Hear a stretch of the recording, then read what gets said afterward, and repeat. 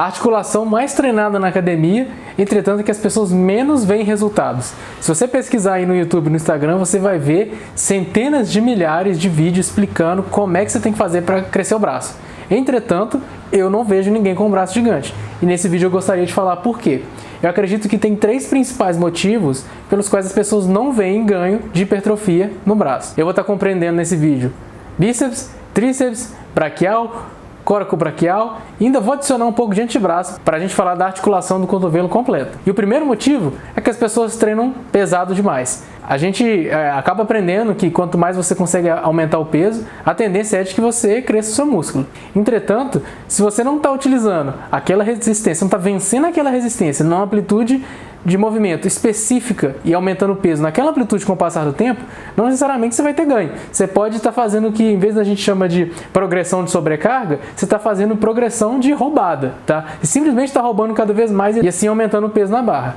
Para isso é essencial de que se você estiver aumentando o peso, o que está trabalhando é o grupo muscular que está sendo treinado. Para isso, não necessariamente a gente vai fazer só exercícios uniarticulares, exercícios mais cadeia fechada, tudo travadinho, máquina, não necessariamente isso. Mas o que é que você tem que fazer, e no caso principalmente de braço, porque o ego está sempre ali ao nosso treinando junto com a gente, tentar prestar atenção na forma. Para você considerar que você de fato pode aumentar o peso, ou que você já você considera que aquele peso está dominado, que você esteja fazendo a técnica que você acha interessante perfeitamente com aquela carga adicional. Não estou falando que você tem que ser 100% estrito. Às vezes você quer utilizar o quadril só para iniciar o movimento da rosca, mas você ainda deixa a gravidade descer. Se é assim que você quer treinar, não tem problema, não existe certo e errado.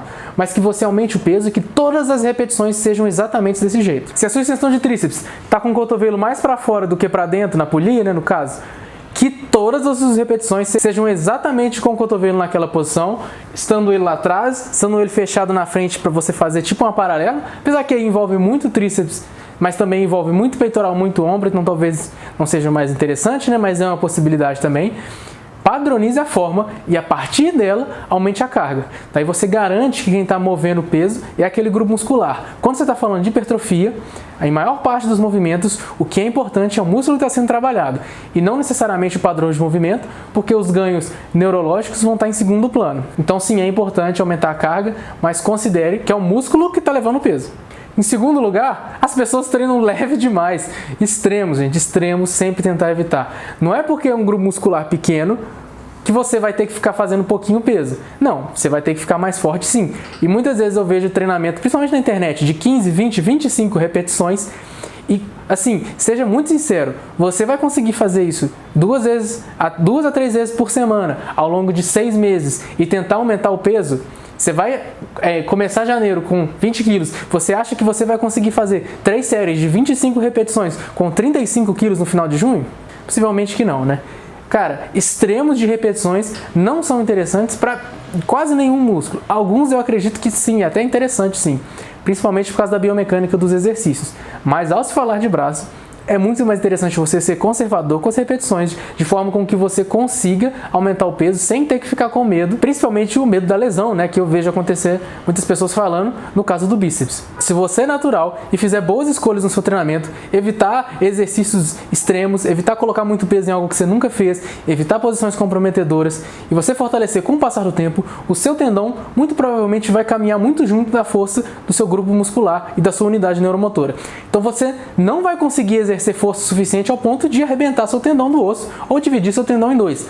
Mas, para pessoas melhoradas, isso muito possivelmente pode acontecer, porque a taxa de recrutamento da fibra muscular é muito maior e às vezes ela gera mais força do que os outros tecidos conseguem resistir. Mas voltando a falar do foco do meu canal, que é o treinamento natural, eu acredito que é algo que você não precisa necessariamente se estressar. Se você, em algum momento do seu treinamento, está treinando tendão, seja de forma direta ou indireta, como você vai ver o vídeo aqui no canal, você não precisa de ficar estressando com isso necessariamente. Seja psicologicamente ou seja fisicamente, não vai conseguir colocar um peso suficiente que vai te machucar.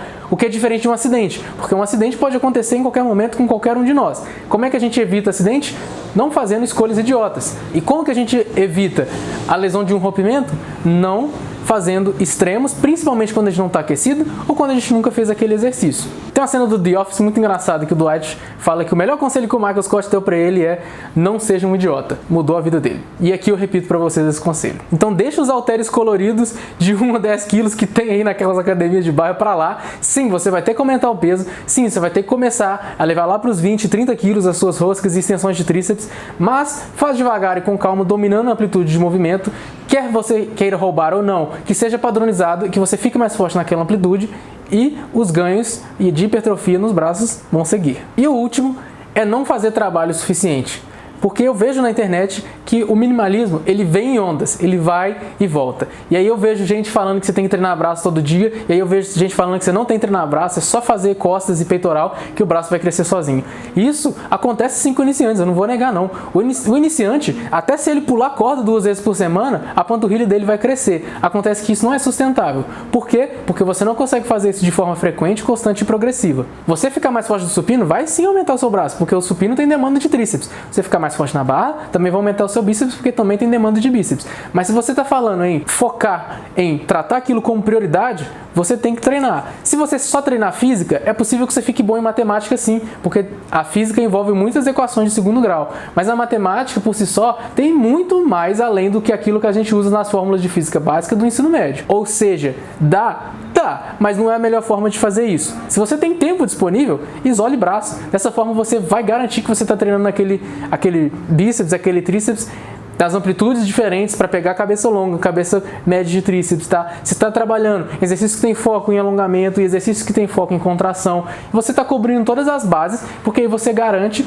que você não deixou nenhuma pedra desvirada, como já diz o ditado. E o melhor jeito de maximizar o tamanho da sua medida é você atacar todas essas porções do agrupamento muscular com determinada seriedade. Não tem que ser no mesmo dia, na mesma semana, no mesmo treino, mas tem que acontecer ao longo do mesociclo, ou seja, ao longo do mês, tá?